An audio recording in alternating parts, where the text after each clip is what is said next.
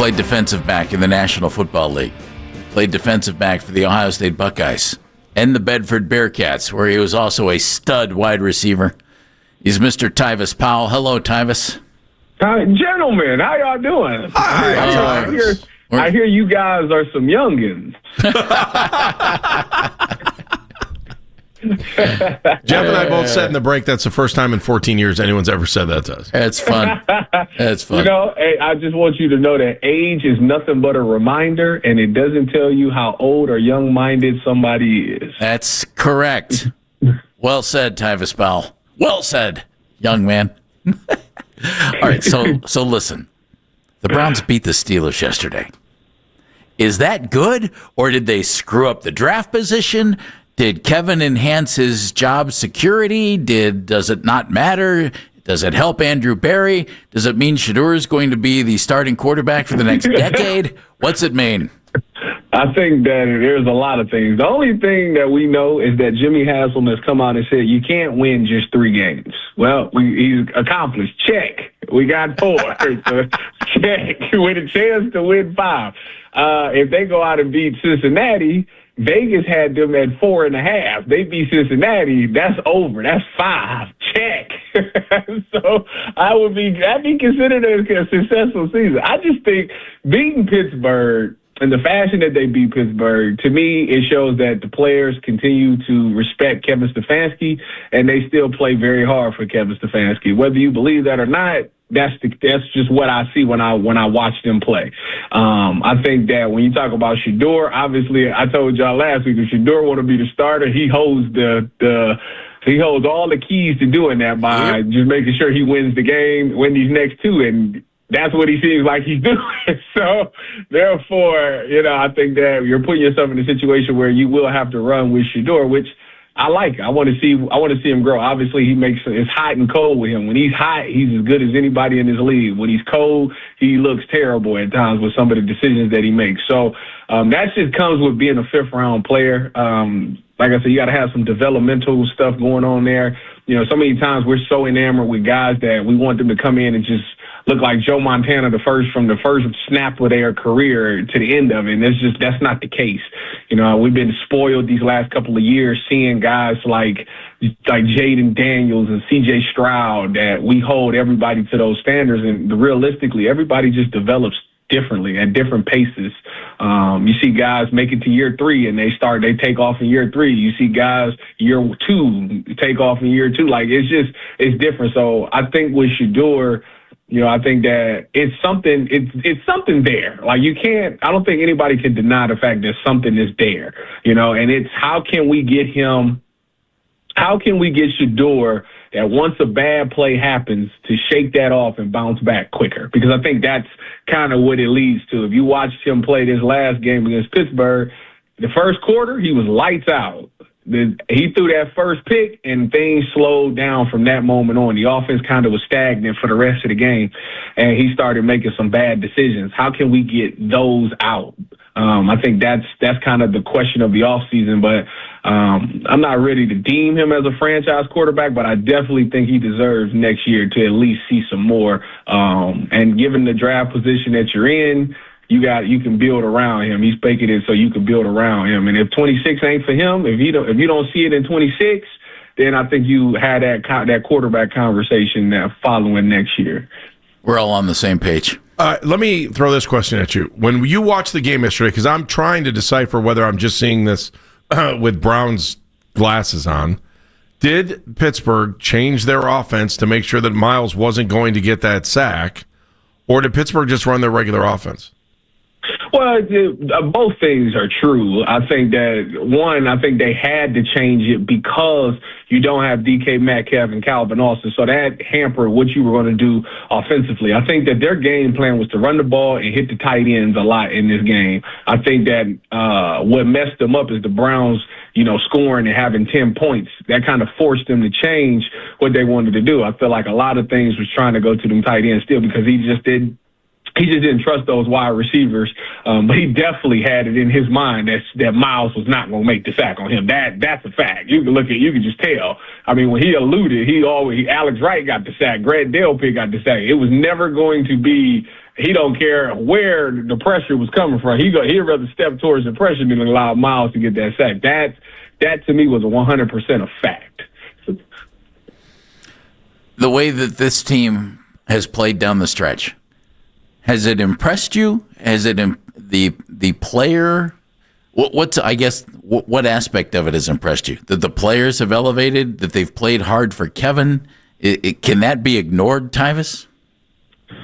I mean, can that be ignored? No, it can't be ignored. That's definitely something that gets brought up into the evaluation. I just think that, to me, we talk so much about, for so many years, we talked about the development of young players and how we don't get it.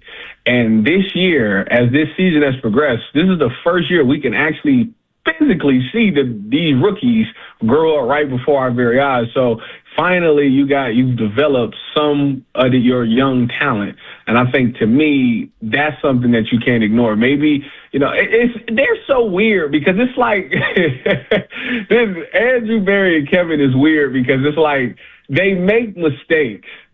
And then, like, it take a long time, but then you be like, you know what, they might have been right. But then, like, it takes so long for it to come to fruition that people want to move on from it. And I understand it. Like, I understand it. But, like, I would say typically they don't make the same mistake twice. And that was one of the things that I gave them a ton of credit on early on. It's because they were young. This was the first time general manager and the first time head coach. Now, granted, it's been 6 years, but they've made mistakes along the way, and I feel like they've learned from their mistakes.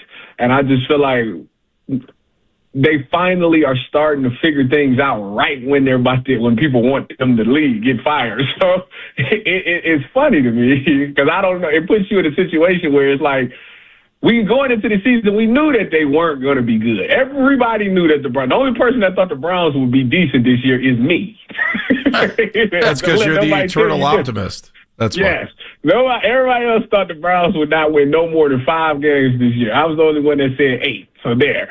I think that now that it's played out, I just don't understand why is all this negativity when it's like you knew going into the season it would be like this.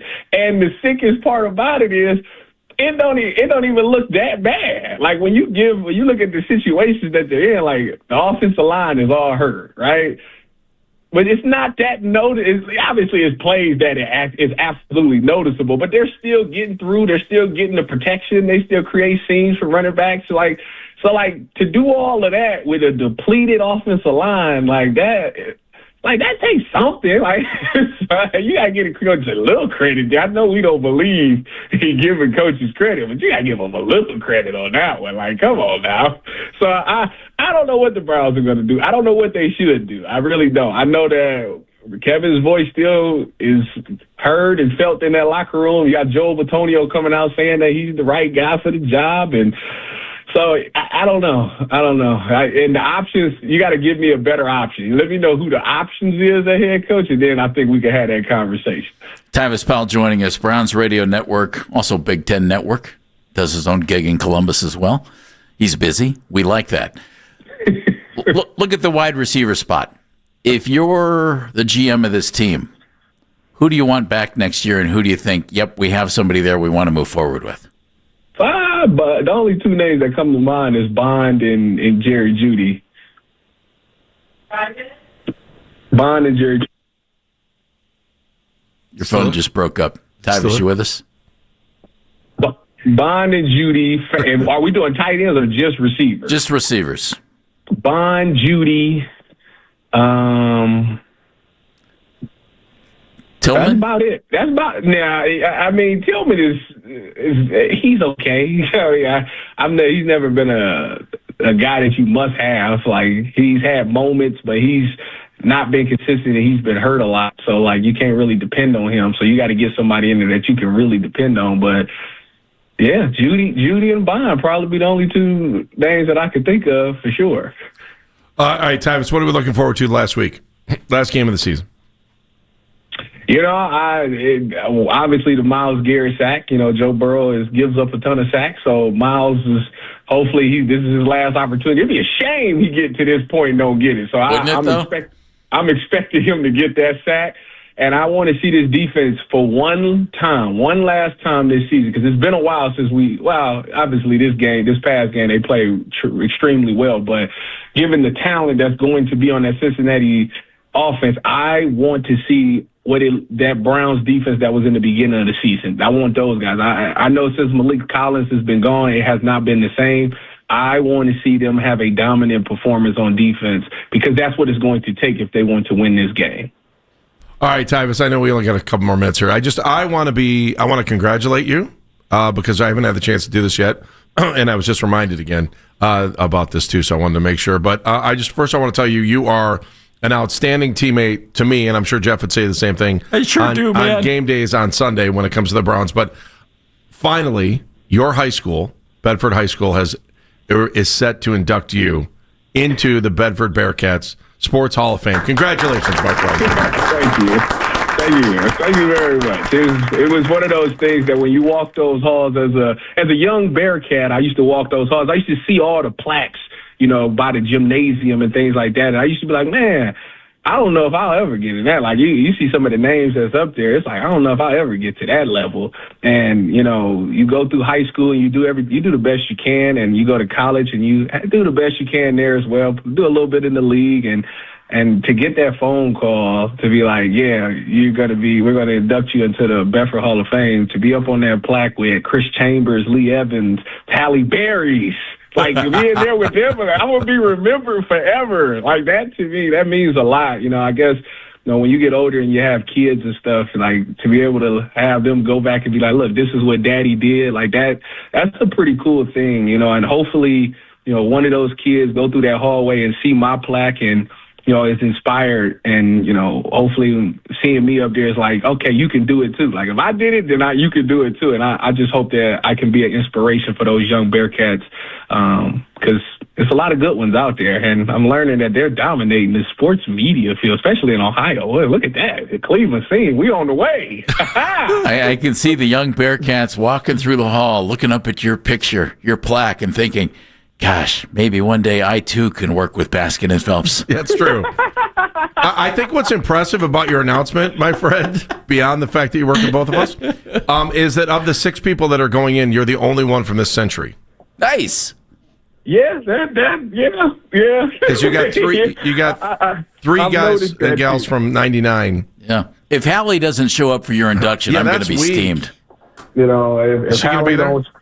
I hope so. Yeah. Will you thank us in your speech? When is the speech? Do we know anything about this? I will thank you in my speech. Yeah, I'm sure you will. No, you don't need to thank us. How you do those things where you don't leave anybody out is you thank everybody that you ever met in your life. Yeah. Do you get it? Well, I guess they give out the green jacket at the Masters. You're going to get about 30 seconds to do it. So yeah. Do they give you a green jacket when you enter the Bedford Bearcat Hall of Fame? Do we know? I'm not sure. I don't know. I'll let you know on February 7th after it happens. That's awesome. Oh, well, we're happy 7th. for you. All right. I'm looking forward to talking to you about that after the ceremony. Let us know. Jeff and I will go. We'll see you on Sunday. Thanks, bro. Sounds good. I'll see y'all Sunday. Go Bucks, go Browns, go Cavs, go Bearcats. Tyvis Powell, congratulations. Hall of Famer, right there on the fan hotline.